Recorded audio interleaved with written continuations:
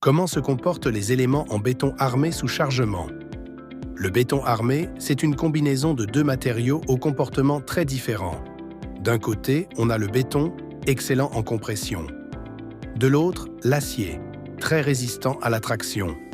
Quand ces deux matériaux travaillent ensemble, ils forment un ensemble solide, capable de supporter de fortes charges. Mais selon la forme de l'élément, qu'il s'agisse d'une poutre, d'une dalle, d'un poteau, d'un voile ou d'une semelle, le comportement du béton armé n'est pas le même.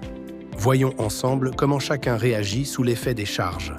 La poutre en béton armé. La poutre est un élément horizontal. Elle supporte les charges des planchers ou des dalles. Quand on la charge, elle fléchit. Le haut de la poutre est comprimé et le bas est tendu. Comme le béton résiste bien à la compression, il assure le travail dans la partie supérieure. Mais dans la partie inférieure, il risque de se fissurer, car il supporte mal la traction. C'est pour cela qu'on place les barres d'acier en bas. Elles reprennent les efforts de traction. Quand la poutre est encastrée ou continue, les efforts s'inversent aux appuis et on ajoute aussi des aciers en haut. En résumé, la poutre travaille surtout en flexion et en effort tranchant. La dalle en béton armé. La dalle, c'est une plaque horizontale qui supporte les charges d'exploitation. Les personnes, les meubles, les cloisons. Sous le poids, elle fléchit elle aussi. Quand elle est appuyée sur deux côtés, elle travaille dans un seul sens, comme une poutre.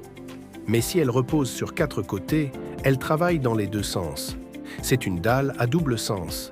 Les aciers sont donc placés en bas, dans le sens principal de la flexion, et parfois dans les deux sens pour bien répartir les efforts.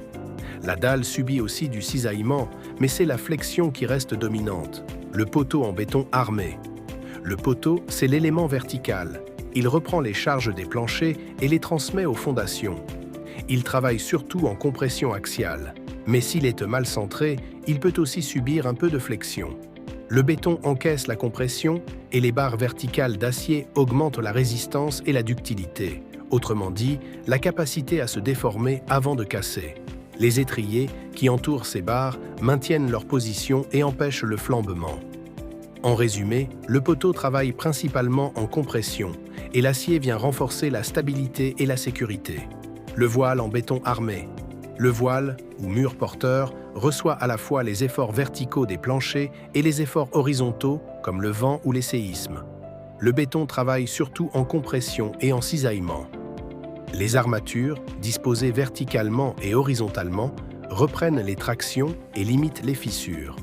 Le voile agit comme une grande plaque rigide qui assure la stabilité latérale du bâtiment. La semelle de fondation. La semelle transmet les charges du poteau vers le sol. Elle subit une compression du poteau et une flexion due à la réaction du sol. La partie inférieure de la semelle est donc en traction, et c'est là qu'on place les armatures principales. En résumé, la semelle travaille à la fois en compression et en flexion, avec des aciers situés dans la zone tendue, au bas de l'élément. Conclusion, chaque élément du béton armé réagit différemment selon sa position et le type de charge qu'il supporte. Le béton encaisse la compression, l'acier reprend la traction, et ensemble, ils permettent à la structure d'être résistante, stable et durable.